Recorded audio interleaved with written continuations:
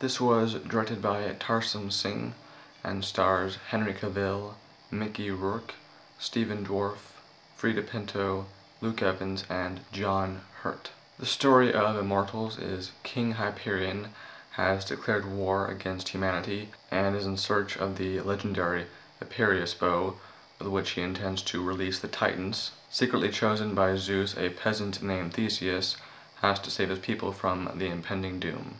Immortals is a visually stunning, yet at times disappointing film. I was not invested at all in the first half of this movie. I found it very dull. I didn't care very much for the characters. The writing throughout the film was very poor, and the acting was also pretty poor as well. Henry Cavill may have the body for the Man of Steel, but he still needs to work on his acting ability just a little bit.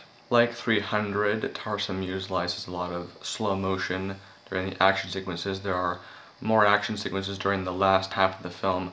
The majority of the first half is setting up the story, and I felt like they did a little bit too much setting up. The film dragged a little bit, and I didn't really care for certain characters as much as I was probably supposed to. Nevertheless, I was interested in Henry Cavill's character and his journey. I was impressed by a few transitions from scene to scene that worked really well.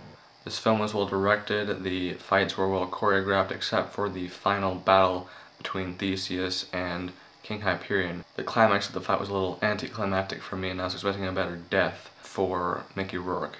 Also, I felt like Frida Pinto was only hired for her body, considering how her acting was not very good at all, and she was exploited during a sex scene where she intentionally got undressed, and the sex scene itself was kind of slow and awkward, and so it wasn't really as effective as I thought it might be. For the most part though, Immortals is a fun action fantasy movie that I think a lot of people will enjoy. I saw this in 3D, and despite not being completely blown away by it, I thought it was well used and didn't feel like I wasted my money. I am giving Immortals 2.5 out of 5 stars. If anyone wants to see this in the theaters, I'd recommend a matinee. 3D is optional, of course. However, a rental is recommended if you can wait.